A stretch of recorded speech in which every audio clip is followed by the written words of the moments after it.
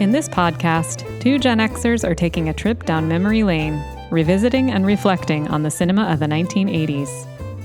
We'll look at the hits and the flops, the studio blockbusters and art house indies, the critically acclaimed, and the universally reviled. The series is hosted by me, Lisa Molinelli, a writer and librarian, and features Dustin Morrow, a filmmaker, author, and professor of film. So pull on your legwarmers, crank up your boombox, and hop in the DeLorean. It's time for the Long Rewind. Welcome to the Long Rewind. I'm your host, Lisa, and with me as always is Dustin. Hello. Hey, Dustin. All right, are we ready to get into 1989? It's the last year of the 80s. Can you believe it? It's crazy. Shall we go ahead with the news? Yeah. All right, so here's the news for 1989. On November 9th, the Berlin Wall, which had separated East and West Berlin since 1961, was opened by the East German government, and this event led to the reunification of East and West Germany and symbolized the end of the Cold War. You remember this, Dustin? Mm-hmm. Yeah, I remember it too. It was a very big deal. Saw it on TV. They were like playing David Hasselhoff music there. That's right. Germans love David Hasselhoff. I do remember that. And I remember in stores, they were selling pieces of the Berlin Wall. You could buy pieces of the Berlin Wall. It was very iconic like Montgomery box. Ward. It was like a department everywhere. store. Yeah. And I mean, who knows if they were really pieces of the Berlin Wall, but it was a very iconic box, and I remember people were buying them. Yeah. Probably, since this was in November, I bet a lot of people got those as stocking stuffers. Yeah. 1989 also saw a wave of pro-democracy movements and revolutions in several Eastern European countries. The revolutions began in Poland in 1988 and spread to Hungary, East Germany, Czechoslovakia, which is now the Czech Republic, Bulgaria, and Romania. You know, not to jump back, but to jump back, I saw a YouTube video. Did I show you this video? I think I might have. Like, I enjoy these when people upload like their old VHS tapes of like home movies from the 80s on YouTube, and there was one somebody uploaded. It was B-roll news footage from some local news station somewhere in Texas, and it was this big guy that kind of looked like Boss Hogg, and he and his wife were buying a piece of the Berlin Wall at a department store. At a department store. I remember this. Yeah, it's a hilarious video because. Because the woman clearly thinks it's dumb, and the guy is into it. Yeah, and so and for some reason it takes them forever to check out. Right. And the whole time they're checking out, the wife is like talking to the cashier, and she's like, "So have you sold a lot of these?"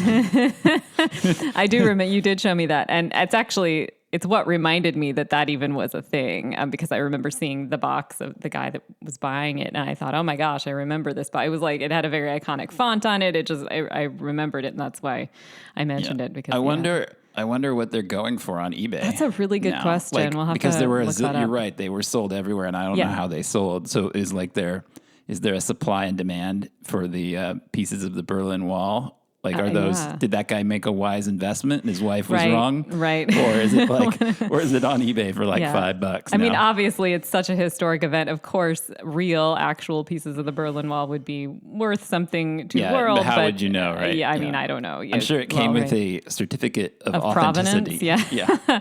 Right. I'm sure it did. Anyway, also, so we talked about that wave of pro-democracy movements in Eastern Europe and the collapse of communist governments in those nations. In June, pro-democracy demonstrations also took place in Beijing, China, centered around Tiananmen Square, and I remember this also on the news for sure. Video of this. The Chinese government declared martial law, and on June 4th used force to suppress the protests, resulting in violent crackdown and loss of lives. I remember that footage being very striking and disturbing. Yeah. On February 11th, Nelson Mandela, the anti-apartheid leader and future president of South Africa, was released from prison after serving 27 years in prison for his activism against apartheid. What a year this was. Yeah. On March 24th, the Exxon Valdez, an oil tanker, ran aground in Prince William Sound, Alaska, causing a massive oil spill. It was one of the most significant environmental disasters in history. Yeah, there was like daily coverage of that. Yeah. When that was going on, it was like a constant watch, like how far has it gone? And then there was, of course, eventually footage of like penguins covered in oil. I mean, it's so fun. I'm reading all of these and I'm mostly experiencing this through TV news, right? As perhaps many of us were. But I remember all of this stuff on the news. I guess I was old enough to kind of be a little more aware at this point. And finally, the Soviet Union officially withdrew its forces from Afghanistan in February 1989, ending a decade-long military intervention. The war had profound effects on the region and contributed to the eventual dissolution of the Soviet Union. All of that was owed to John Rambo. Right. If we're talking about 80s movies. Who fought for the Taliban in Rambo 3. Wow, that didn't age well, did it? So that's the news we have to share with you on 1989. And let's go with pop culture news next, shall we? Yeah. All right. In 1989, we had the debut of Madonna's album, Like a Prayer, which I remember caused, the video for Like a Prayer caused some controversy at the time. Yeah, and I think specifically it was that they used it in a Pepsi commercial. Oh, was that the controversy? Video was sort of excerpted in a Pepsi commercial, and people complained, and Pepsi, who funded the whole thing, never showed that commercial again. Oh. And I don't remember this. And commercial. It was just a big financial kind of debacle for Pepsi. I guess I thought, it's, if you haven't seen the video for Like a Prayer, you should go watch it. It has a lot of religious iconography in it, in a way that may or may not have upset people. And Christ is portrayed by an African-American actor, right? And she kisses him on the lips while there's he's a lot on of the cross. Yes, there's a lot of iconography that might have typically provocative for Madonna in that era. Upset people in many ways. Very provocative. I remember the video very well. I don't remember this commercial. That's so interesting. It's because it only aired once. Probably. Well, that might be it. Perhaps one can go see that on YouTube too. I'm sure you can. The rise of hip hop and the emergence of influential albums such as Public Enemies. Public who? Flava Flav's Public Enemy. It Takes a Nation of Millions to Hold Us Back, and De La Soul's 3 Feet High and Rising, though that happened in 1989. Yeah, this was also the year of Do the Right Thing, which I'm sure we'll talk about. And Public Enemy provided the song Fight the Power for that, and it had that very iconic opening credit sequence where Rosie Perez is dancing in front of kind of a blank background to fight the power. It's just a really amazing way to start a movie. Yeah, pretty amazing. Excuse me. The debut of Nirvana's first album, Bleach, happened in 1989, which would go on to influence quite a bit of the 90s. Yeah, it wasn't until Nevermind, a year or two later, that Nirvana really blew up. But it's interesting to know that they were technically around in the 80s. I'm sure we'll talk about this, but that's what's really interesting about 1989 and really any end of a decade. You're really starting to, the culture, the pop culture is really starting to bleed into each other. It's not like the 80s just ends and that's it. There's, crossover into the 90s and vice versa, I think, to some degree. Yeah. I feel like, I don't know if that's so true moving from like the 90s to the aughts or from the aughts to the teens or even the teens to the 20s that we're in now. Because it was definitely true of like moving from the 70s to the 80s because disco was very much still around in 1980, right? Like Blondie and doing Call Me and all those songs were very disco. And Studio 54 was kind of bridged the 70s into the 80s transition. And then but I don't think it was so true in like moving from 80 to 90, like it really felt like it felt like kind of a hard stop in some ways. Oh, you think so? I don't know. I guess I feel like because grunge came in the music industry. Grunge, which influenced so much fashion too, came about so quickly when we moved into the 90s that it felt like everything. If you see interviews with musicians who were popular in the 80s, like new wave musicians and especially hair metal musicians. Right. They're like, oh man, I was on top of the world 1 minute and then like 10 minutes later, grunge was here and my career was over. Okay, well that's true. But I guess what I'm thinking of is that in 89, you're starting to see what was maybe going to happen in the 90s, what was going to start to be big in the 90s. I think that's all I'm saying. It's like you're starting to see in the movies and in music, like what's... Yeah, that's there's true. a cusp, you know, it's like... I mean, this is like the year I think that, it was. This was the year that Sundance really took off as a thing, and it kind of started the indie film movement of the 90s, which gave us, Spike Lee and Kevin Smith and Steven Soderbergh and Jim Jarmusch and these guys who were working in the 80s. I mean, Kevin Smith wasn't, but those other three guys were working in the 80s, but really did not find kind of big success until the 90s. Yeah, I think of them as very 90s. I mean, in a way. So, yeah, that's interesting. How about a little TV news? The premiere of The Simpsons happened in 1989, which has become the longest-running scripted primetime television series in the United States. Maybe in history? I do wonder. It's been on a long time. Yeah. Yeah. The final episode of the comedy series The Cosby Show happened in 1989. Seinfeld debuted in 1989. And The Arsenio Hall Show began in 1989. Yeah, that's right. The Dog Pound. Things that make you go, It's a show I used to watch a lot. Oh, man. I used to watch it every night and thought Arsenio was funny. And now, if you look at clips, it's like, it's awful. He's an awful... I mean, he's a fine person, I'm sure. Of course. He's a bad interviewer. Yeah. The comedy is really bad. I haven't seen it in a long time. We all just loved it. It was bad. So popular. I know. It was really cool. I mean, he was groundbreaking in a way. Like, he was like the first sort of urban... it definitely had an like aesthetic. Talk show host. Yeah, it was like it had a different look and feel from traditional shows like The Tonight Show and stuff that had come before it, for sure.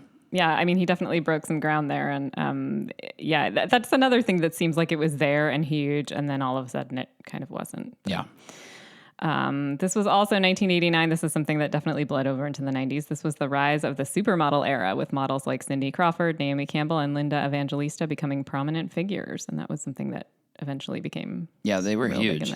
Cindy Crawford was everywhere. She was in Pepsi commercials. Yep. She even did a movie a few years later. She's a terrible actor. That movie's hilarious though. What movie is that? It's called Fair Game. It's her and William Baldwin. That's right. Yeah. Yeah, it's pretty bad. Yeah, they were also, all of them were in a lot of music videos, and they were just all over the place. Yeah. Sort of Amazon. Oh yeah, Freedom by George Michael. They're all in that. Didn't he have them in more than, I don't know. Anyway, I feel like they were around a lot. They were sort of the Amazons were everywhere at the time. Yeah. Do you remember the store Spencer's Gifts? Sure.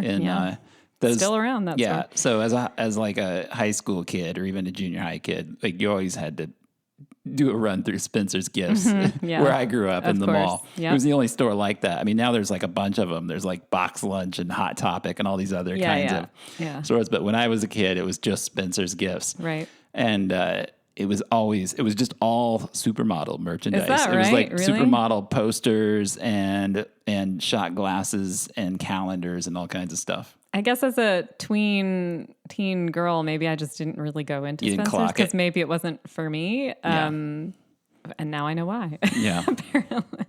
That's so funny. I had no idea. All right, I'll do the film news. Yeah, let's hear it. Well, it was a big year like any 80s year. So I guess I should say that the 80s were still going strong in 89 because there were a lot of high profile sequels. Indiana Jones and the Last Crusade, Back to the Future 2, Lethal Weapon 2, Ghostbusters 2, License to Kill, which is a Bond movie. Those all came out in the summer of 89. Batman was also released that summer. I'm sure we'll talk about it. Mm-hmm. Jack Nicholson became the highest paid actor ever for a movie, a single movie at the time. I think he made like $60 million for Batman. I'm sure that's been eclipsed by this point. But in 80s money, but it was a huge... It wasn't just a big movie. It was a pop cultural thing. Yeah. Like Batman was just enormous that summer. Yep. The soundtrack by Prince was a big hit. And it was just everybody was wearing shirts with the Bat logo on them. It was just unbelievably massive. Yes. Independent cinema, as I said, kind of found its footing in a way that it hadn't in the past, and would go on, of course, to be big in the 1990s. And that was started in part by a movie called Sex, Lies, and Videotape by Steven Soderbergh. I think it's his first movie. And that was the big hit at Sundance that year. And after that, Sundance just became the place for high profile indie films. Oh, yeah. It's lost a little of that in how it went Hollywood at a certain point. But for many years, it was, like I said, Kevin Smith was discovered there. And so were a lot of other major filmmakers. It was a place you could go and be small and become big. Yeah. I don't know if that's true anymore. Yeah. Maybe. So Spike Lee's Do the Right Thing came out this year. Jim Jarmusch's Mystery Train came out in 89. So it was a big year for indie movies. Yeah. The Little Mermaid came out in 89, and that kind of rebooted Walt Disney animation. Mm-hmm. They had a film before this, which I think everybody always forgets about, which was a minor hit called Oliver and Company. Mm-hmm. It's about a little cat in New York City. I think we talked about it a little last time. Yeah. I think Billy Joel does the music. Yep. But The Little Mermaid was really the one that was like so big that it restarted Disney animation. And then in just a few years after that, we got Beauty and the Beast and Aladdin and Pocahontas and a bunch of other movies that were the Lion King that were sort of massive. Yeah.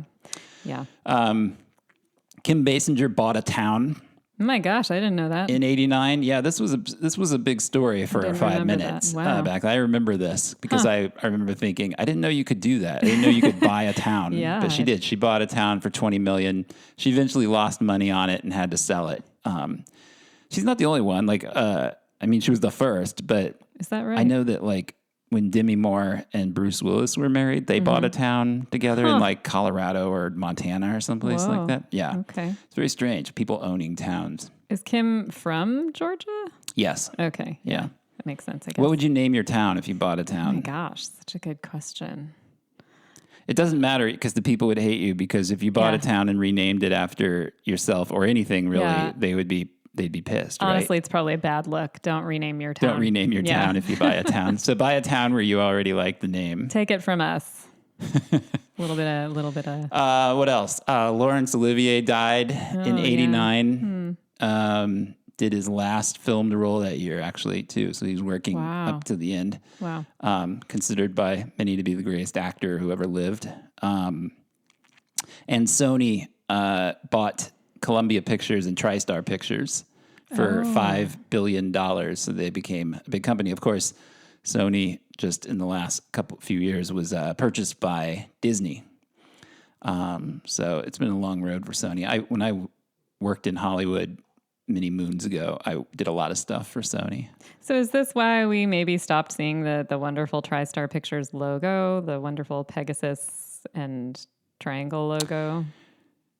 Yeah, I don't know. I don't know if it was directly because of that they retired it as kind of as a company, or if it continued on as almost like an imprint of the company. But yeah, at a certain point, we lost Touchstone Pictures and Hollywood Pictures, which were Disney properties. We lost TriStar Pictures with that Pegasus logo that is so iconic. And it's just one of those things that I just looked up one day and I was like, oh yeah, you never see that anymore. And we're 17 minutes into this thing, and we haven't even gotten to the movie, so we should probably get to the movies. Let's talk about the movies. So we're talking about January through June. That's correct. The first half of 1989. Yeah. So key films.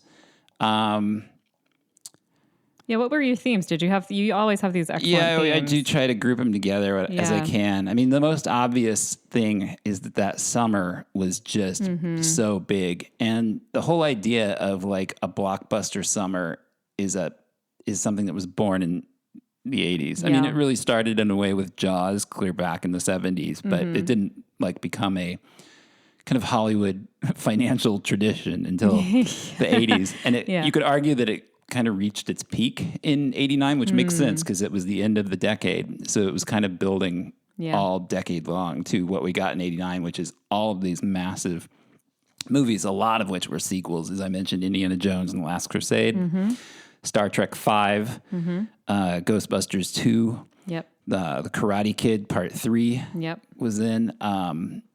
Batman, of course, came out. Honey, I Shrunk the Kids was another big film that summer. Do the Right Thing, which was a smaller movie, but became kind of a surprise hit. So it was just a huge summer. I think Field of Dreams and Dead Poets Society might have been around that time, that summer. In the summer. Yeah, I can't remember exactly. They might have been the from the fall. I don't know. But anyway, it was a huge summer. Lethal Weapon 2. Oh, yeah, gosh, it was just a lot of sequels, many of which were I would say most of which were pretty poorly received, but were kind of hits anyway. Yeah. Yeah. The Bond movie was a flop. The License to Kill. Remind me which Karate one. Kid 3 was a flop, but I think Ghostbusters 2 did okay. Star Trek 5 underperformed. Indiana Jones was a big hit. Lethal Weapon 2 was a big hit. So, yeah, it was not something that was going to end anytime soon. And of course, we're still getting sequels to this day. Oh yeah, they're huge now. We may even have more sequels now than ever we have had. Yeah. But some other movies I noted, there were some notable indies that came out in this era. There was one called New York Stories, which was an anthology film with Scorsese and Woody Allen, and I'm blanking on who the third one was, but it's 3 short films all about New York. I don't know. Have I seen that? You're not missing much. It's not that great, really. Scorsese's segment is okay, but the other ones are not so great. Vampire's Kiss. Yeah. Which is probably most famously remembered now for the fact that Nicolas Cage consumes an actual cockroach.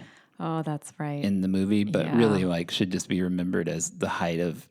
It's like Nicolas Cage, this and Face Off, right? Or Nicolas Cage at his most cagiest. I mean, you'll never see a performance like that anywhere else. I mean, it's really... I don't know if unhinged is right. It's just because I don't know that it's unhinged, but it's like really going for it. Yeah. Really out there. Yeah.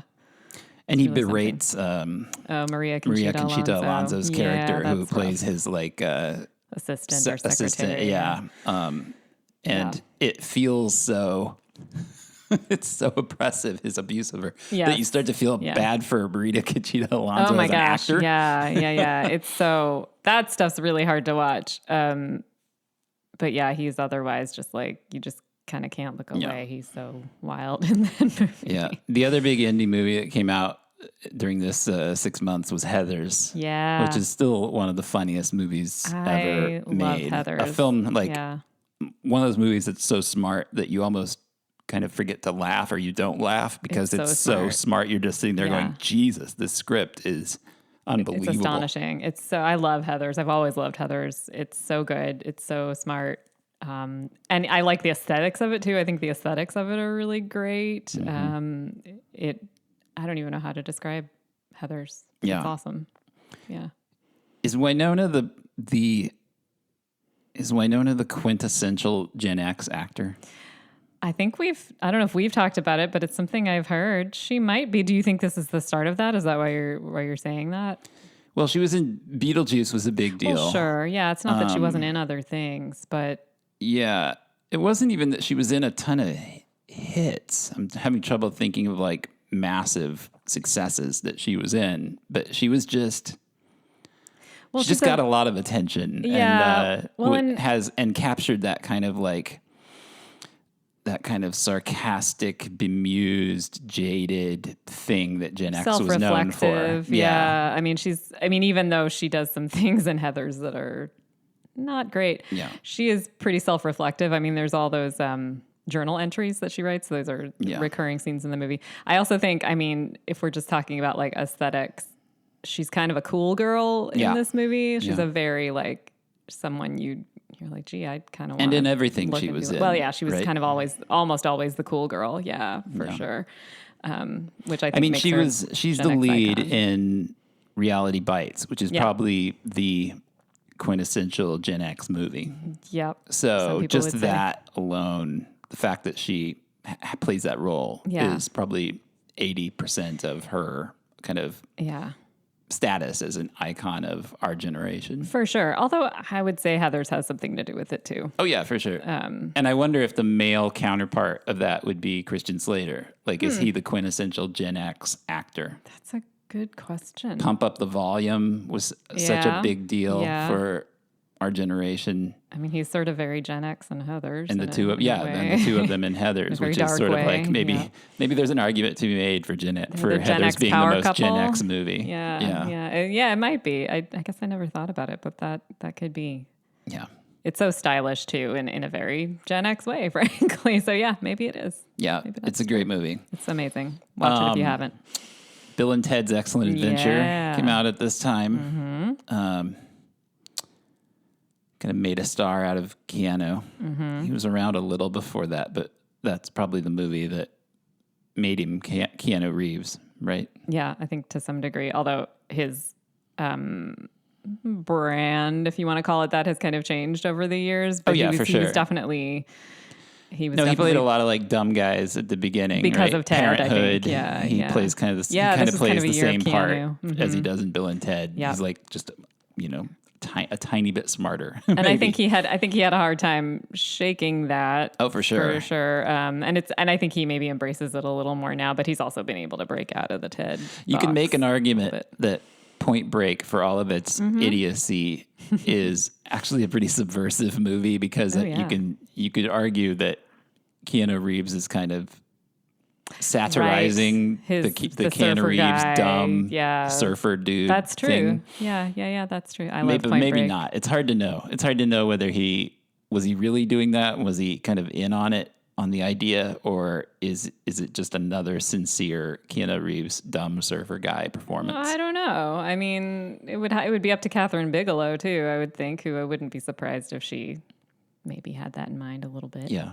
Well, it also depends on the audience and how you read it. Yeah. I'm sure of course, that's 100% of it. Like I always watch that movie and I kind of am delighted by what he's doing. Oh yeah. But I also wonder whether, I don't know. I can't tell if he's in on the joke. Well, yeah. That may or may not matter. And it doesn't really matter to me because I enjoy it. Yeah, but, that's like one of my favorite films of all time. Yep. And I just have to say that here because I love it. Okay. Yep. And because we won't get to talk about it because came out in the 90s, just barely. Yeah, it's a bummer.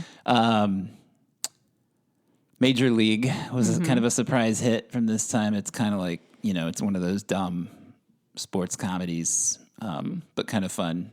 It was an early part for Wesley Snipes. Oh. Roadhouse. Oh, yeah. The ultimate man's movie, although... Another Point Break star in that movie. Yeah. Yep. Patrick Swayze. Like Top Gun and many great 80s bro-y action movies, there's all kinds of like homoerotic overtones all over Roadhouse. Yeah. So. Yeah. But so it's funny that it has like this, in some ways, it has this rep as kind of like the man's movie. Well, yeah. I mean, I do enjoy Roadhouse. It is it's not something I return to that often because it is like pretty I'm a little surprised because it's not, but, it's a pretty misogynist movie. Well, I mean, I'm not saying I am in love with it and it's amazing and I want to watch it all the time, but I like a Patrick Swayze movie. Yeah. And, it has its charms. Although, as I say, it's not something I return to by myself very often. Yeah. it really at all, but yeah. The idea of it is amazing in and of itself, that it's a movie about a heroic bouncer. I mean, I do think that pretty is great. Bananas. That is a ridiculous concept on which to hang a movie. It's a very sort of 80s concept, isn't it? I've got a script for you. Right. You play this heroic character. Really, what does he do? He's a bouncer at a crappy bar in the middle of nowhere. Well, I think many of us Patrick Swayze fans know by now that he's really into a physical part, something that allows him to, be physical, and he can certainly do that. Well, and the movie is just insane because it's like, it's been a while since I saw it, but my memory is like, he's kind of a Renaissance man. Right. He's like, he's kind of a Zen Buddhist ass kicker, which doesn't make any sense, but that's sort of what he is. Like, doesn't he like quote a philosophy and like? Yeah, I think he does. I think he's probably, aren't there shots of him in his like, wherever he's living, like reading and. Yeah, it's a ridiculous movie. It is a ridiculous movie. Say Anything came out. Oh my gosh, yes. This era, Lloyd Dobler. Yep. Chuck Klosterman wrote a great essay in his first collection of essays called Sex, Drugs, and Cocoa Puffs. And I can't remember the name of the essay, but the essay is all about how Lloyd Dobler made it really hard for guys coming after that movie because he's just every girl's dream guy. Right. I mean, I'll definitely admit, if you're a woman my age or like around my age, like within maybe a 10-year span, or 5 to 10 year span, you probably had a thing for Lloyd Dobler. Which is funny though, because he is a stand-up great guy in the movie, but he's also a bit of a loser. For sure. Like he wants to be a professional kickboxer. Yep. You know, like sport of the future. I mean, it's very Gen X again. If we're talking about Gen X, right? He's kind of a slacker and he doesn't really know what he wants to do with himself, and he having kind of a crisis of his future in his late teens, which is something that Gen X was pretty famous for. And well, I mean, I think what's appealing to girls, I mean, I'm sure I haven't read this essay, but he was so like into Ione Skye that he was willing to support her. I mean, she's such a brain, right? She goes off with this fellowship and everything, and like he's there for it, right? So maybe there was something in that that was appealing, and it was okay that his aspirations were not and he's like big. an incredible gentleman. Yes, he looks out for her at the party. Yeah. That she's never been to a big party like that, and he's got her back. And isn't there even a scene where they're like walking through a parking lot and he kicks some broken glass? Well, that's after the party, right? I think they're coming home in the morning from the party, and he kicks and of course, the glass away. every girl dreams of the guy outside her window holding the boombox playing Peter of Gabriel, course. right? I mean, that's the ultimate rewindable moment from that one of the most movie. iconic images of the 80s is him holding that boombox, right? If you're gonna spoof 80s movies, like that's gonna be a moment. It's oft duplicated.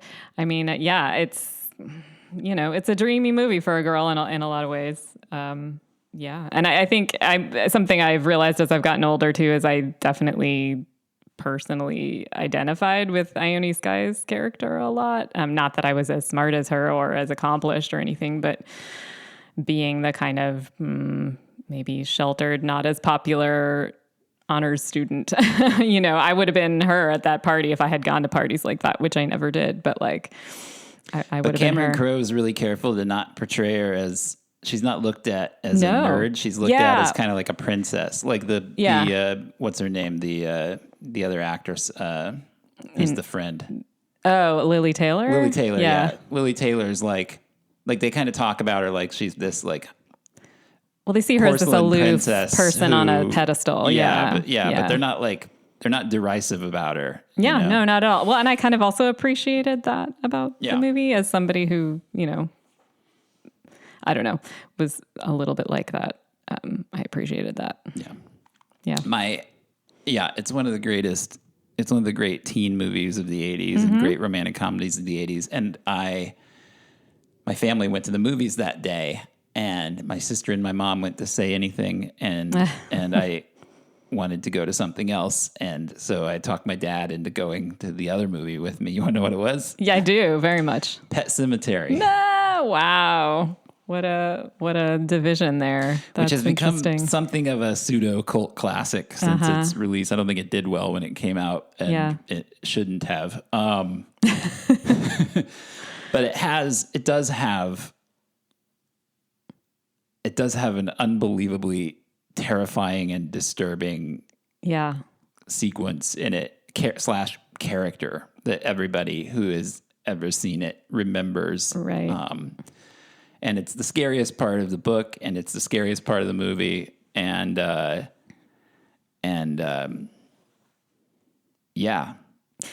haunting. Is something I've heard you say over and over. And when I finally found out what it was, I was surprised what it was. Yeah. It's a surprisingly vicious movie, and that makes sense because the book is probably Stephen King's kind of most hardcore horror book. Yeah. He famously wrote it and then put it away for a couple of years because he thought I can't release this. Yeah. But and then it became one of his most popular, famous books. I remember reading it during play practice in high school, backstage. Well, what a juxtaposition of films, Say Anything and Pet Sematary. I could have gone to see Say Anything. Yeah. And instead I went and watched Pet Sematary. the big old turd that was. Do you wish you had seen Say Anything then? It sounds like maybe that's the better. Yeah, for sure. Yeah. I wish I had gone to that. So we were just back to this idea of like the Gen X icon, right? Don't you think Lloyd Dobler / John Cusack is kind of the Gen X guy? Maybe more than Christian Slater. Maybe even more than Christian Slater. Yeah, like John Cusack was everywhere in the 80s. And they're bleeding into the 90s a little bit. Yeah. I mean, Lloyd Dobler. Do you think it's Lloyd Dobler more than John Cusack is the Gen X guy? I do. Yeah, for sure. I mean, he made other things, like nothing that he played the lead in was huge, I think. But like Better Off Dead, obviously, is a cult classic that's loved by everybody. And The Sure Thing was a really great movie that a lot of people love. Mm-hmm. But then he did like Hot Pursuit, and he did like some movies that just didn't connect. I think it's more Lloyd Dobler than Cusack, probably. But, He brings that back into my mind in a couple of the movies he does in like the 90s and 2000s, right? Like Grosse Point Blank and High Fidelity. Yeah. That persona comes back in like older form. Yeah. High Fidelity especially is interesting. I know it's based on a Nick Hornby book, but it almost feels like Cusack's like turning away from Lloyd Dobler. Oh yeah, like, he's not like his big not a good middle guy. finger that he's flipping to the Lloyd Dobler and persona. That wouldn't surprise me at all. He behaves really poorly by his own admission through that whole movie. Not a gentleman in that movie. No. Yeah. So I had two more notable movies from this period that were both big hits and Oscar movies and were acclaimed, and maybe kind of surprisingly so, given what they're about, but maybe not because of who was in them. But one was Dead Poets Society. Yep. Peter Weir's movie about the prep school and Robin Williams as a teacher, new English teacher there, who introduces poetry to all these teen boys and sort of repressed teen boys. Yeah, changes their lives. Oh, Captain, my Captain. Yeah, it's an incredibly sentimental movie, and I absolutely love it. Yeah. It's not what's not to love. And the other one, also really sentimental, and a movie that I also love is Field of Dreams, which was a big hit and a surprise Best Picture Oscar nominee. I think a lot of people were kind of perplexed by that, but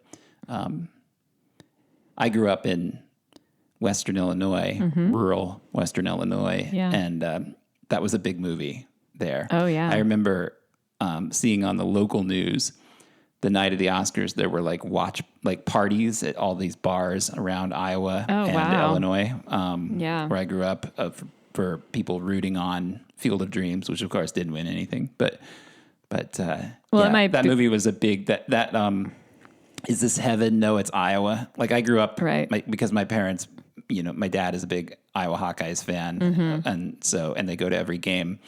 I grew up going to Iowa City, a lot as a kid. And I remember during that Field of Dreams year that Field of Dreams stuff was everywhere in Iowa.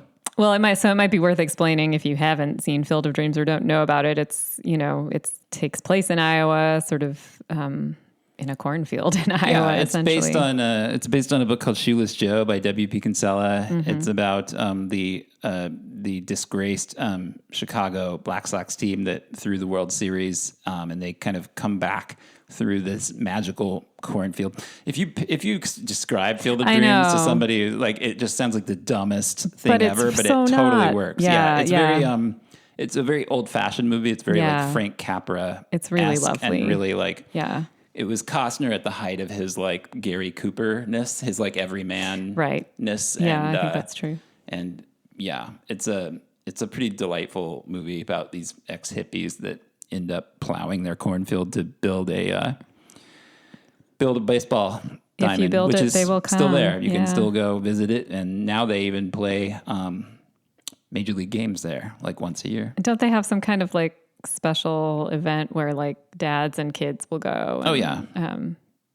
I want to cry just thinking about it. But they'll go and play catch, and it's really and this movie lovely. it's like the terms of whatever terms of endearment was for mothers and daughters. Like Field of Dreams is that movie for fathers and sons. I mean, that there's no guy that can watch that scene at the end where he has a catch with his dad and not end up blubbering. I'm like getting a little choked up just thinking about it. Yeah, if you are an easy cry, bring a lot of tissues if you're going to watch this movie, for sure. It's so interesting, Field of Dreams and Dead Poet Society. Would you say those are two movies that actually pull off their sentimentality in a really lovely way? Like that's a hard thing to pull off. I think most people, I mean, they're acclaimed and they were big hits. Yeah. So I think most people would say yes. I'm sure there are cynical people, or, people that just have, I've had friends that have just gut reactions to whenever they see sentiment in a movie. Right. Like they shut down, like they can't,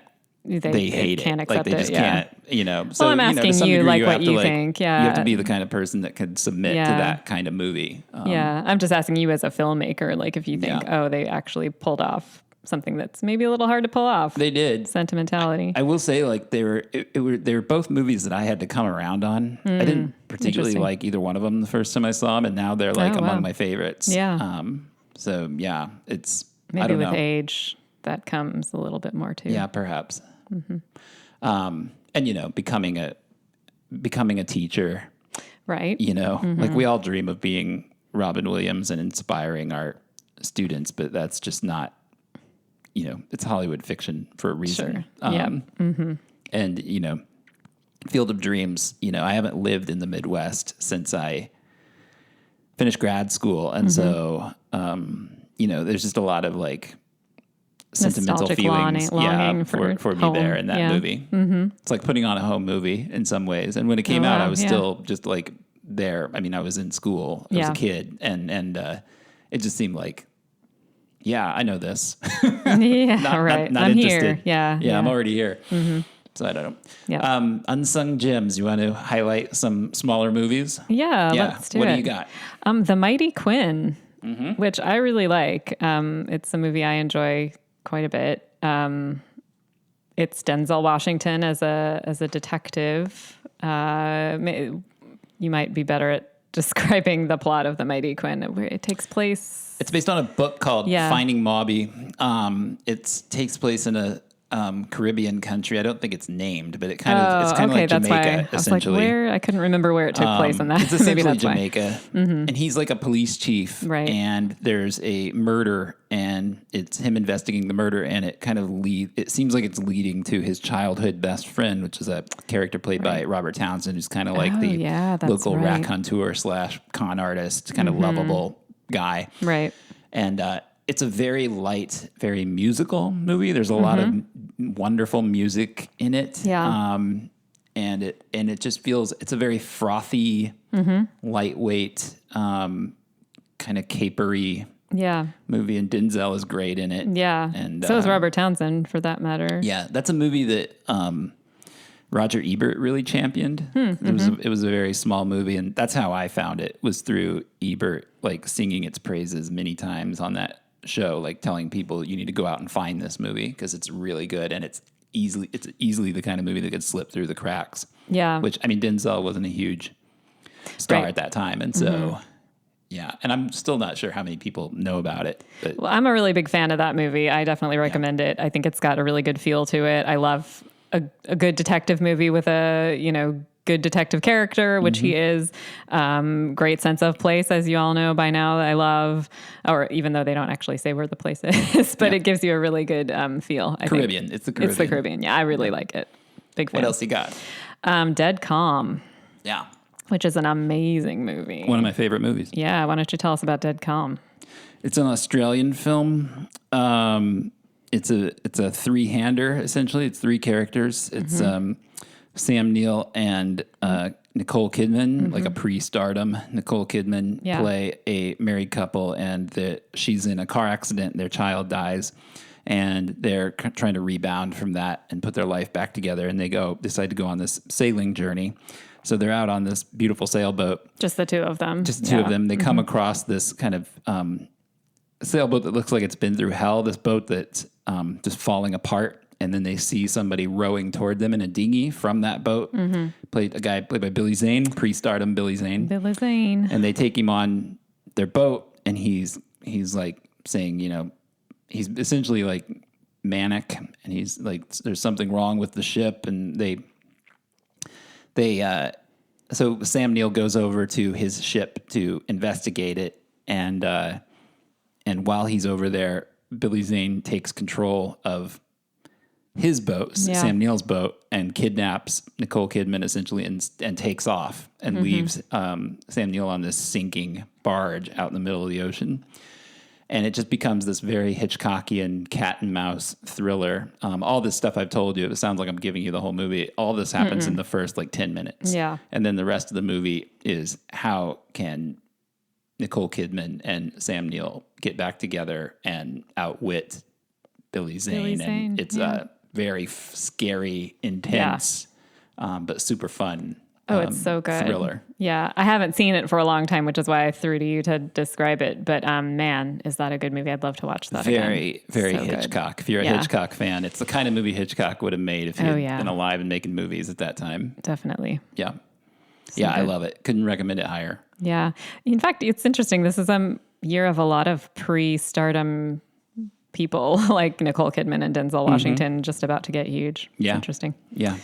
I also had Miracle Mile. Yep. Which I know is another one of my favorite a movie movies. You and I both love, a favorite of us both. Yeah. When we discussed on the wonderful Dodge Movie podcast a while back. Well, why don't you describe Miracle Mile for people who've never heard of it? Boy, Miracle Mile.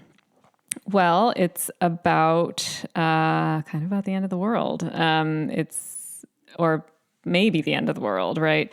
Anthony Edwards and Mare Winningham, is that right? So Anthony Edwards plays this trombonist, I guess, and he's, I think, just visiting LA. Is that right? He's in LA, and he meets this girl, Mare Winningham, and wants to take her out on a date, but she's a waitress at a diner and doesn't get off till, I don't know, I forget what time, but the time is kind of important. Very late, like 3 a.m. or something. And so he says, okay, we'll go out. He sets an alarm for himself. Something happens, misses the alarm, goes to the diner to see if she's still there. And she's not. He goes outside. Does he go outside to call her? Or he goes outside of the diner and the phone in the phone booth starts ringing. He calls her and is told that she's taken some pills because she was sad and has gone to sleep. Yeah. And then he just goes to get a newspaper, and then the phone rings in the phone booth. He picks it up and hears a very distressed young man saying essentially that a nuclear weapon's been launched and there's only so much time before everyone gets nuked. But although the guy thinks he's calling his dad or something, I think, but has called the wrong number. And so now Anthony Edwards is left with this dilemma. Is this a prank call? Is this real? What does he do? And we kind of go from there. It's one of the all-time great what would you do if you were this character movies. Yeah. Like if you were the only person in the Western Hemisphere that had the knowledge that the world is potentially going to end in 75 minutes, what would you do with that knowledge? Yeah. Yeah. And what happens if you're wrong? Right. Because a lot of horrible stuff happens in this movie because of Anthony Edwards' actions. And if Anthony Edwards is right, then he's doing a good thing. But if he's been pranked, he's people have died and a lot of horrible stuff has happened. Yeah. And that hangs over the whole It's the question of the movie. Yeah, for sure. It's got so much great imagery in it. I think, again, such an interesting sense of place in this movie because it kind of centers on this, I don't know if you'd call it a neighborhood, but this one... The Miracle Mile. The Miracle Mile neighborhood in LA, which I think is maybe a less filmed part of, or at least less focused on part of LA. So it's really kind of fun and interesting. Well, it's fairly non-residential. It's like museums and office. I used to work in the Miracle Mile when I lived in LA. Mm-hmm. And there's just not a lot going on there at night. And so it's kind of a haunted place to have a movie that's set entirely in the middle of the night. Yeah. It's part of the it's such a hard movie to describe because it has such a unique tone. It's it really at the does. same time as that it's like kind of just an absolute gut churning, nail biting thriller. It's also a dark comedy. Mm-hmm. It's very surreal. It's very absurd. And there's the idea that he's trying to get this girl that he's just fallen in love with and get to safety before the city is nuked, but he can never get out of this like 6 or 7 block area. Yeah, exactly. That's what I'm talking about. He keeps with getting sense hung of place. up by different things. Yeah. He keeps circling around the same thing, which is kind of absurd places. and ridiculous, but and it's funny, but the movie is like terrifying at the same time. I mean, it just has a really weird, distinctive tone that no other movie has. The closest I can think is like, After Hours by Scorsese. It has this, Miracle Mile also has this almost kind of dream logic feel to it. Like you feel like you're inside a nightmare and you can't wake up from it. Definitely. Well, I mean, if you go back to the Dodge Movie podcast, we talk about After Hours and Miracle Mile on separate episodes with a few other films that are kind of part of. Yeah, that was like summer of 23. 23, right? Yeah. That we did that, yeah. Yes, and they're part of, what is it called, the Yuppie Nightmare cycle? There's a film scholar who kind of gave these movies a label, the Yuppie Nightmare cycle, which are movies that focus on these white male yuppies who are kind of thrust into these nightmarish journeys where they're stuck in very small geographical spaces and they're trying to get home. Usually that tends to be what they're mostly about, but it's and then there's always like a femme fatale or some woman involved with keeping them from reaching their destination. But those movies are John Landis's Into the Night and Martin Scorsese's After Hours, Blake Edwards' Blind Date. This one, Miracle Mile. Although Jonathan I must say, Demme, you and I have gotten to know Steve DeJarnette, the writer and director of Miracle Mile, and I remember asking him about its status as part of the Yuppie Nightmare cycle, and he's like, I don't know what you're talking about. Yeah. Well, I mean, I think that's not unusual. It's a film scholar thing, like a way of like grouping movies together from a specific time, but it certainly is not anything that was on Steve's mind when he was making the movie, I'm sure. Something that occurs to me now that didn't when we were originally, and you guys should go back and listen to those episodes where we talk about it a lot more, so we'll stop, but it's always guys who are in an unfamiliar, or often guys who are in an unfamiliar territory to them too. Like this is not his neighborhood in Miracle Mile. And that's true of some of the other movies too. So anyway, it's really great. And I think it also, like you said, it has that dream logic to it. And there's a question in the movie to me of whether he's actually dreaming or not. Is it real or not? So, it's possible because he does, he goes to sleep at the beginning of the movie. He falls asleep at one point and he wakes up, but there is a question of whether he really did he really wake up? Yeah. Yeah, it's just such a great movie. I know, that's why we keep talking about it. But just go watch it. It's great. And one of the all-time great premises. Like it's an incredible movie for many other reasons, but it would almost be impossible to mess up. It's like, that's how good that premise is. There's also a little bit of lovely romance in it, I think. It's a love story at the end of the day. It's totally a love story. Yeah. Did you have any other unsung gems you want to spotlight? I actually don't know this movie very well, but I know it's got a bit of a cult status, Troop Beverly Hills, which I don't know if it's a hidden gem or not, but it seems worth mentioning. A lot of people love that movie. Yeah, I had that down in So Bad Maybe It's that's Good. a So Bad. Okay, we can maybe transition to that. Oh, I'm sorry. Before we go there, we should probably talk about Leviathan. Yeah, I had that down in B movies. Oh, is that a B movie? Okay. Yeah. Well, then let's transition. Well, I've got a couple of unsung gems, just really quick. Yep. Inspiring teacher cycle of movies, which included The Principal with James Belushi and Dangerous Minds with Michelle Pfeiffer and frankly, Dead Poet Society, although that's more of a period piece. But Stand and Deliver with Edward James Olmos. There were a bunch of these movies definitely during like a 5-year kind of stretch. All right, so jumping down to B movies, you mentioned Leviathan, and we also have to mention its sister, Deep Star 6. Oh, yeah. These are 2 low-budget movies about aliens attacking like drilling facilities at the bottom of the ocean. I love these movies so much. They're they're not they're not good, but they're super fun. I guess I just mean the bottom of the ocean alien movie. Yeah, they're like old school monster movies. Yeah. The other movie that came out around the same time was The Abyss, which is a much higher profile, much more expensive movie. I don't think it's anywhere near as fun as either of these movies. These movies are just kind of low budget, old school monster movies. Just a lot of fun. Also, if you maybe like that kind of thing. If you're the kind of person who likes that kind of thing, then you'll like these movies. I mean, yeah, and I do. I mean, they're also sort of a version of like the Alien movies, right? Kind of. To some degree. They're total rip-offs of Alien, essentially. Yeah, for sure. I had a couple other B movies that I liked. Gleaming the Cube. Oh yeah, speaking of Christian Slater. Yeah, which is it's essentially a detective movie. His brother is killed and he's a skateboarder. Yeah. And he investigates the crime using his skateboarding skills. Only in the 80s. Only in the 80s, yeah. It's weirdly darker than you would think that description would make it, but yeah. It's kind of like a skateboarding teenage noir. I'm trying to remember if I've seen this. I would like to see it if I haven't, because wow, right? It's pretty fun. Yeah, that's super fun.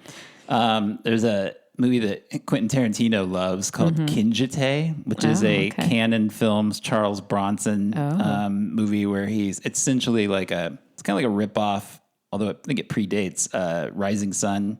The Michael Crichton book. It's about like sort of Japanese financial interests in the United States and the sort of corrupt corporation that covers up a murder. And Bronson is like the detective who's trying to break it open. It's a pretty sleazy movie, pretty sleazy Canon Films movie. But yeah, it's fun. I don't like it as much as Quentin Tarantino likes it, but it's but it definitely has its merits. I mean, that's also a very 80s thread, right? The sort of Japanese financial interest in the United States, Japanese business in the U.S. Yeah. Yeah, we've talked about like Gung Ho. Yeah. Yeah, for sure. Yep. And then there's a movie I don't know that this movie is even that great or that I would recommend it, but it has one of the weirdest things I've ever seen in a movie. Okay. And like a thing that just makes sense. That no other action movie I've seen has done to my memory. Okay. It's a film called Dead Bang. Okay. And it's a detective thriller with Don Johnson kind of coming out of Miami Vice. So he was really big. And he's investigating this kind of like organized white supremacy group in I think it's in the Midwest. But all of which is like not to say anything. There's a scene in it where he chases a bad guy and it's a foot chase and it goes on forever. Wow. And you can see that he's kind of out of... He's flagging. He's losing. Flagging. Yeah. But the guy I can't remember exactly how it happens, but he catches the guy. I think the guy hits a car or something or gets hit by a car or something. And Johnson catches up to him and gets him on the ground and straddles him and then vomits on him. Vomits all over his chest. Yeah, I mean, that's maybe more true to life than it's so your weird. usual. I don't know that I've seen it since then, but I'll never forget it. It was just like, oh yeah. Wow. Like maybe if you were out of shape and you were in a chase scene and you had to run might puke like that at the end of it. But he pukes all over the perpetrator, which is gross. But I mean, I know you and I, well, maybe I should only speak for myself. I don't actually like seeing puke in a film. I'm like literally seeing it, but I kind of appreciate. Do you think there are people that do? I don't know. I mean, I'm sure there are people that don't care, but do you think there are people out there that are like, you know what I really want in a movie? I want to see some vomit. I mean, there's lots of different kinds of people in this world. I don't know. Takes all kinds. Right. But I do appreciate it as what might be kind of a slightly realistic moment. Yeah. Yeah. That's interesting. So Bad It's Good. Did you have anything under So Bad It's Good? Well, it's a movie I haven't really seen, but I know it's kind of an interesting, weird movie, Dream a Little Dream, which I haven't really seen it, so I can't really speak to it. It's a Corey's movie, Corey Haim, Corey Feldman. The little bit I've seen of it. Jason Robards. Oh, really? And like some great kind of older actors. It's I'm so sorry. It's do you know what it is? I don't really remember. I've seen like a little bit of it and thought it was one of the strangest things I'd ever seen. Yeah, it's a body switch movie. Oh. You wouldn't. So like Robards and Corey Feldman change personality, whatever. Bodies. Like they body switch like all the other body switch movies. Yeah. The thing about Dream a Little Dream I mean, it's flat out weirder than any of the other movies. It's just a weird movie. Yeah. It's incoherent, I would argue. It doesn't make a lick of sense. And part of the problem is that once they body switch, Feldman doesn't behave even remotely differently than he did when he was playing Corey Feldman. Yeah. He also has like a big dance sequence in a gym where he's dressed like Michael Jackson. As he likes to do. His Michael Jackson period. Right. He's doing Michael Jackson dancing. And he still kind of does that. Yeah. Natty Gann is the love interest. Oh, yeah. Meredith Salinger, Patton Oswalt's wife. Yeah, yeah. Yeah. I don't remember a lot about it. It had that remake of the song Rock On. Oh, yeah, by Michael Damian. That was the big kind of soundtrack hit from Dream of a It was Dream. a big hit, that song. Wow. It's just one of those movies I remember being around. It was a Corey's movie. It seems very 80s to me, but I think it's weird and don't know a lot about it. It's definitely a cult classic, and they made a sequel to it, so somebody must have seen it. Yeah. Is it like Dream a Little Dream 2? What is it called? That's weird. Oh, wow. The other So Bad It's Good movie, I had that one too. Yeah. But the other one, a similar, really terrible teen movie, although way more watchable, I would argue, than Dream a Little Dream, because at least it makes sense, is Loverboy. Oh, it's one I saw the title, recognized it, but I don't know a lot about it. Patrick Dempsey plays a pizza boy who kind of becomes a gigolo. Oh, my. Yeah, a lover for hire. And the way you get him is by calling the pizza place you order like extra anchovies, and that's his cue that you're actually ordering something else. Yeah. Wow. It's so 80s. Sounds very 80s. To me. It had a big soundtrack hit too. Do you remember that song that goes, "The world don't need"? Oh yeah. Lover. Sure. It was by a group called Giant Steps. Oh, I didn't remember the group. Yeah, I remember that song. Was from, sure. That's from Loverboy, the Loverboy soundtrack. Yeah, that's so interesting. McDreamy as a pizza boy gigolo. Yeah. Wow. And all the women that order him are pretty famous. It's like Carrie Fisher, Kirstie Alley, Kate Jackson, Barbara Carrera. Wow. Yeah. It's kind of fun, I guess. Yeah. I don't know. Well, and I guess I threw Troop Beverly Hills out there, so maybe I should just mention it again in the So Bad It's Good category. For sure, yeah. Troop Beverly Hills is pretty delightful. The wonderful Shelley Long. Yeah, little Jenny Lewis. And maybe some other young female actors. Yeah, nobody you would know the name of, but you would recognize them. They're like little sitcom kids. Right. Maybe the redheaded girl from Small Wonder. Was she in it? I think she was. Yeah, the neighbor, Harriet. The neighbor. And I'm so sorry, I don't remember the actress's name, but she's very recognizable if you've ever seen her. I think it's. Isn't this disturbing that I know this? This is how much my brain is taken up by knowing this stuff. I think her name's Emily Schulman. Oh, that sounds right. Yeah. Oh God! But yeah, why do I know that? It's Shelley Long she's like a. How smart would I be if I could get rid of all that stuff and replace it with stuff that's actually like usable in the world? Oh, this would be a very different podcast. Then. It would too. It would be a slower podcast because we'd have to look this stuff up instead of just relying on the natural internet that is my brain. Right. But yeah, Shelley Long's a sort of Beverly Hills socialite Are you lady. Explaining the story. I am. We were just talking about it. All right. I don't have to. She's this socialite lady who's like separated from her husband, and to spend time with her daughter, she starts essentially, I don't think they're Girl Scouts in the movie, but like a Girl Scout troop. I just think anybody that in Beverly Hills. I think if you'd never heard of it and somebody said it stars Shelley Long and it's called Troop Beverly Hills, you might immediately know. You could probably figure out. Yeah. All right. Well, I'm sorry, but I'm it's just fun. kidding. It's a good movie. It's fun. I mean, it's a good time. Let's do it. Let's do a 3-act plot breakdown. Well, let's not and say we did, but Troop Beverly Hills. What about rewindable moments? Did you have definitely particular scenes? I have a few, including one from a movie we haven't mentioned yet. Okay. Want me to go first? No, you go first. I like the scene where the Joker trashes the art museum in Batman. Oh my gosh. I mean, there's a lot of great scenes in Batman. I was thinking of the Everdance with the Devil in the Pale Moonlight thing that he does. Jack Nicholson does. Yeah, the whole ending is great. Yeah, the ending is great. His balloons, he's got those like Macy's Thanksgiving Day Parade balloons that are full of poison. Right.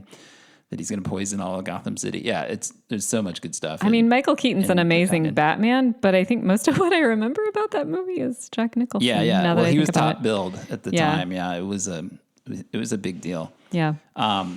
The Radio Raheem good and evil monologue from Do the Right Thing, where he's got good and evil tattooed on his knuckles, and he does this whole monologue straight to camera. It's mesmerizing. We didn't really even talk about Do the Right Thing or Batman, yeah, did we? I mean, they're both classics and everybody knows them. So it's sort of like, what do you say about them? I mean you should just go watch both of them. They're both amazing. Burton had done Pee-wee's Big Adventure and he had done Beetlejuice. And I think that's it before Batman. Is that right? And it was sort of amazing that they entrusted this huge piece of intellectual property. This piece of IP to this guy who was, considered kind of an art house gothy weirdo, right? Yeah. Like his background was that he was an animator at Disney. I didn't know that's that. when he did Frankenweenie. Yeah. It's a fun movie. The short film Frankenweenie, not the feature that came later. But right. Yeah, so it was considered, I mean, a lot of that was weird when they announced it. Like people were really, I think we talked about this in the previous podcast maybe, but people were really against the idea of Michael Keaton as Batman. Like everybody was like Mr. Mom as Batman. Like people didn't really know him. He was known as a comedic actor, right? Exactly. Yeah, it was, for sure. I think people just thought it was really a goofy choice that was going to ruin the movie. That happens a lot, right? With a lot of superheroes. I mean, remember how much people hated the idea of Ben Affleck as Batman when that was announced, and then he turned out to be a pretty good Batman. Yeah. So yeah, I mean, it was just such a big movie. I remember like a 1 hour special about the making of it on TV, watching that over and over again. I bought the soundtrack. I bought a poster. I had like a ton of, like you said, Batman everyone had that. Yeah. There was like an iconic Batman shirt from 1989, essentially, that everybody had. I was all in on it too. I was just like, I was in love with that movie. Well, was it sort of since Superman, was it kind of the first resurgence of a superhero movie at the time? Yeah, it totally was. It wasn't like Iron Man where it kind of like launched it did in the sense that there were a bunch of superhero movies that came out shortly after it. That's true, but none of them were hits. No, I mean, like Batman had a lot of, and the Phantom. There were like a lot of The Shadow with Alec Baldwin. There were a lot of these like comic strip movies that came out in the years after Batman, and none of them connected. And it really, there were sequels to Batman, and they did well. Yeah. But it's not like we got a new. It wasn't like Superman the Marvel thing that happened or anything like that. No. Yeah, no. Well, so it's worth talking a little about because of that phenomenon for sure. And Do the Right Thing, of course. Yeah, I mean, it's considered by many critics to be like one of the top 2 or 3. It's mentioned alongside like Raging Bull as like the best movie of amazing. The 1980s. It's a knockout. It's not very... I would argue that it's just it doesn't feel like a very 80s movie. No, well, it's its own. Also Spike Lee's, I don't know is he considered kind of an auteur? I mean, like a Spike movie when you see it, Spike Lee movie when you see it. So it's its own thing. Yeah. But yeah. Yeah. I would never think of it as when I'm thinking about like great 80s movies. It is a great movie, but it's a great movie that came out in the 80s. It just doesn't read that way to me. Yep. So the other 2 rewinding moments I had, one is the ending of Dead Poets Society just always gets me when they're standing on their desks. Yeah. Ethan Hawke standing on his desk. Oh God, that scene. Yeah. And then this is a weird, I don't know that I love this scene, but I just think like it's similar to Don Johnson puking all over the perp. It's one of these scenes that like once you've seen it, you never forget it. And it's from a Blake Edwards movie called Skin Deep. Okay. Starred John Ritter as like a philandering. I don't even remember what he was. I haven't seen this movie since it came out. So we're talking like whatever, 30 or 40 years. Back here. Yeah. Yeah. However, I will never forget this scene. Okay. He's sleeping with some other guy's wife, I think it is. Okay. And he puts on a glow in the dark condom. You've told me about then, That's right. And then the husband comes home and he doesn't know that John Ritter's in there, but he's come home to have sex with his wife, and he's also wearing a glow in the dark condom that's like a different color. Oh my God. And then the whole scene plays out in the pitch black bedroom, and you see the 2 guys fighting, but all you see are the erect glow-in-the-dark Oh my God. condoms. Yeah, that sounds pretty unforgettable, I guess. It's wild. And it goes on for like 7 or 8 minutes. It's long.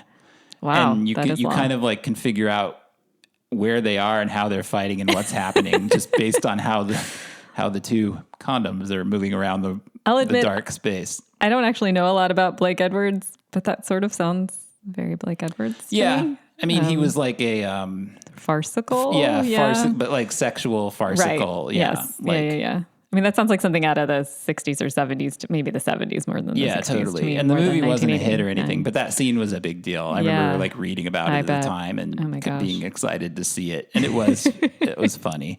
I'm sure it's on YouTube. I wouldn't recommend watching the whole movie. I'm sure it's not worth watching. But that scene is definitely something that you won't soon forget. That's so funny. What did you have?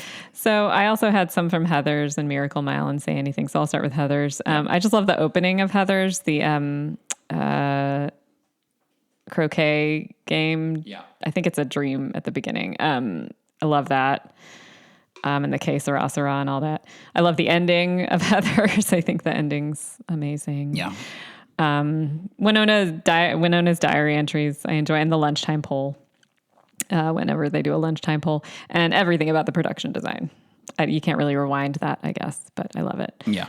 Miracle Mile, the phone call. There's a lot in here to rewind, but the diner scene is just like a short film in and of itself. Yeah. And sort of that golden opening of him sort of meeting Mayor Winningham and everything. Magic hour. Yep. Yeah. We mentioned some from Say Anything. The boombox is obviously rewindable for a lot of those of us who love that movie. Joe lies when he cries. Lily Taylor's Joe lies when he cries. When he cries. Lily Taylor's epic song fest to Joe, her ex, and Lloyd Dobler's dinner speech when he's over talking about what he wants to do with his life. Kickboxing, it's the sport of the future. Yeah. Yeah, those were most of mine. I had some from Bill and Ted too. I like it when the kids take Napoleon out for ice cream. And when they meet themselves in the Circle K. And when Jane Weedland as Joan of Arc discovers aerobics. Oh yeah, that's really great too. Yeah. There's a lot of fun. That's the coolest thing about that movie, by the way, is that they got Jane Weedland to play Joan of Arc. That's pretty cool. Jane Weedland of that's like the height of cool of the Go-Go's. Yeah, it's pretty cool. So before we go, I just want to mention, because I was looking, the way we compile these lists is to remind us as we look at calendars of the release calendars of these movies coming out. And I was really stunned by how many high-profile movies really, really stunk during this 6 months. Okay. And these are all movies we haven't mentioned. That's so interesting. And most of them were flops. Oh. And most of them were really quite bad. But were big movies. Mm-hmm. And it's not that every year doesn't have those, but 89 has, and this 6 months has more of them than I think any other So year. So what are we? I don't know if that's indicative here? of like moving out of the 80s or something. There's something we can read into this, but boy. Okay. So here's the list. You ready? Yeah, definitely. There's a lot of them. Tell me if you even. I'd be interested to know if you even remember these movies. Okay. So tell me if I hit a title where you like, I've heard of that. Okay. Just tell me that. Okay. Because these were big movies. These were all movies that had a big marketing push behind them, or were seeking to attract some attention. Communion. Nope. Wired. Nope. The January Man. No. Three Fugitives. That I've heard of. That was Martin Short and Nick Nolte. Okay. I couldn't remember what I saw that and I thought I've heard of that. It's a Touchstone movie. Okay. It's terrible. Physical Evidence. No. Her Alibi. I heard of that one. That's the Tom Selleck, Polina Poroskova, who's a supermodel. Right. Romantic comedy. It's terrible. Who's Harry Crumb? Maybe. Yeah, it's John Candy. Cousins. I don't think so. It's Ted Danson and Isabella Rossellini. Oh, dear. Romantic comedy. Wow. The Fly 2. I mean. Tap. It's Gregory Hines.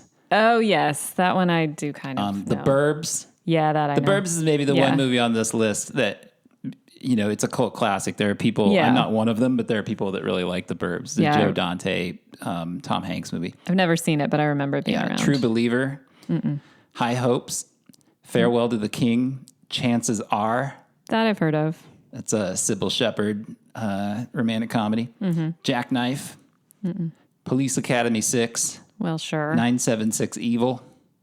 I don't know. Cutting Class. That's a slasher movie with Brad Pitt, his first movie. Oh my God. Whoa. Sing. That I heard of, believe it or not. We had a sing competition at our school. To tie in with it. It's like a movie No, about not to tie in with it. I think it was just something we did that they it's made like a movie about a chorus, I think. Yeah. Right? Like a choral competition. Yeah, sort of. Cyborg.